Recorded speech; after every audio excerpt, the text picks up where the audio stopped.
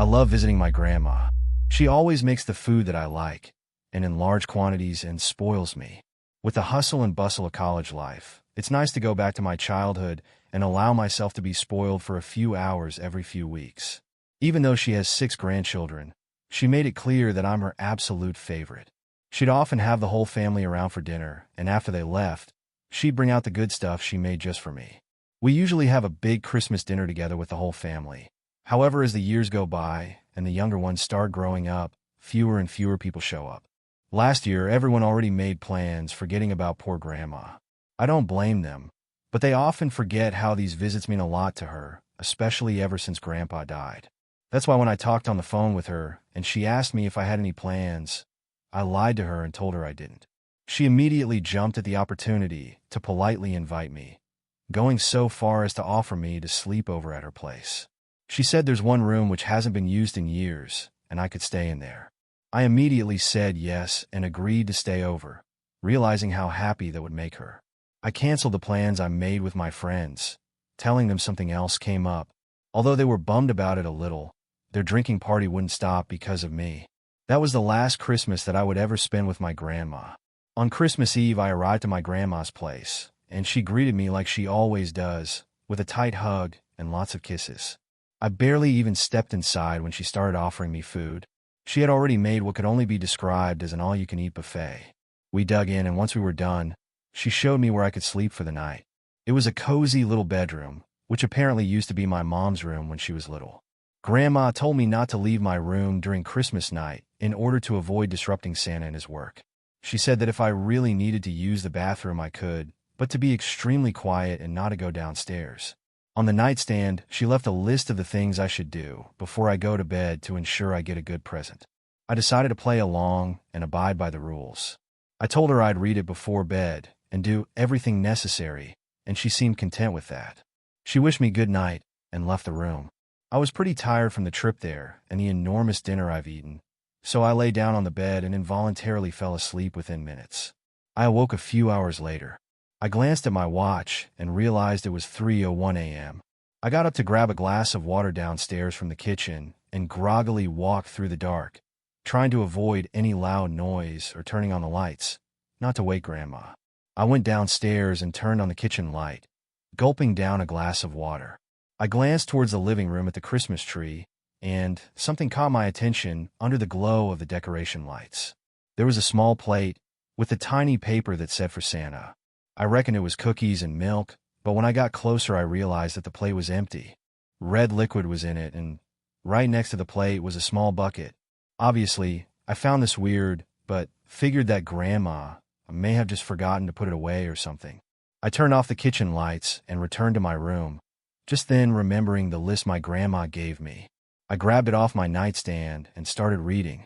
Dear James, thank you for visiting me for Christmas. You made your grandma really happy.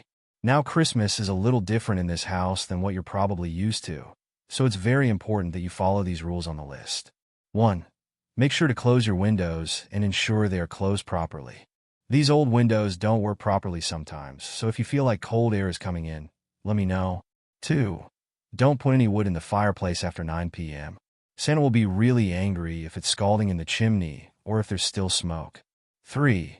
You didn't forget about milk and cookies, did you? I stopped reading and chuckled at the list. Grandma clearly wanted me to follow the basic rules for Santa like when I was a kid, but again I decided to oblige. I continued reading the list. In this household we don't use milk and cookies. We use raw meat and blood. I already left a bucket by the Christmas tree, and there's a raw piece of chicken I put on the plate. Santa sure loves his diet. 4. If you are woken up by the sound of scratching or knocking on your window, ignore it. Your room is on the 2nd floor. There is no way to reach up to it. In fact, it's best not to look there, but if you see someone beckoning you, pretend they're not there. They may try to open the window from the outside. This is why it's so important to keep the windows closed. 5.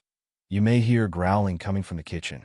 It's okay, because Santa never comes upstairs, and since I already left the chicken for him, that should satisfy him. By this point, I was sure Grandma was just messing with me. That was until I heard the sound of 3 gentle knocks on the window behind me. I froze in place, staring at the list, but practically staring through it. 3 more gentle knocks ensued, but I did my best not to give away that I heard them. Once again, there were 3 more knocks, and then the sound of scratching started. First gently, and then louder, as if a rat was trying to bite through the wall. It lasted for around a minute until it completely stopped. Only when it did I gather enough courage to slightly shift my position. That was a mistake, though, because when I looked down to the floor, at the light which was cast in from the window, I saw the unmistakable shadow in the form of a humanoid silhouette stretched across.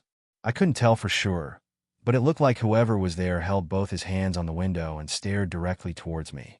I decided that the best thing to do is continue reading the list to try and distract myself. 6. If someone walks into your room while you're sleeping and you happen to wake up, pretend that you're still asleep. In the worst-case scenario, the person will sit on the edge of your bed and observe you. So do your best not to let them know you're awake. If you feel their breath on your neck and it gets progressively closer, it means they realized you're awake. 7. You may hear me calling you from downstairs. Don't listen to it. I will under no circumstances go downstairs during the night. 8. Last and most important rule, if you get up to go to the bathroom, never ever turn on any lights in the house. He has trouble noticing you in the dark, but if you turn on the lights, he will be able to follow you wherever you go, and then not even locking your door will help. 9. Follow these simple rules, and in the morning, we can open your Christmas presents. Love, Grandma. The scratching and knocking had already stopped by the time I was done reading and the shadow from the window was gone. I got into bed and covered myself over my head, shivering, and not from the cold. Sometime during the night I heard my door open, but did my best to ignore the footsteps and low growling noise. I either passed out or fell asleep sometime later, but all I know is I woke up to the sound coming downstairs from the kitchen. I shot up, looking around the room and at the window, rubbing my temples and thinking about the nightmare I had. I left my room and immediately heard my grandma's voice calling me from downstairs to come open the presents. I told her I'm coming when I suddenly felt a grip on my wrist. I turned around and saw my grandma there, staring at me wide-eyed. She leaned in and whispered in my ear with a trembling voice, "You turned on the lights, didn't you?"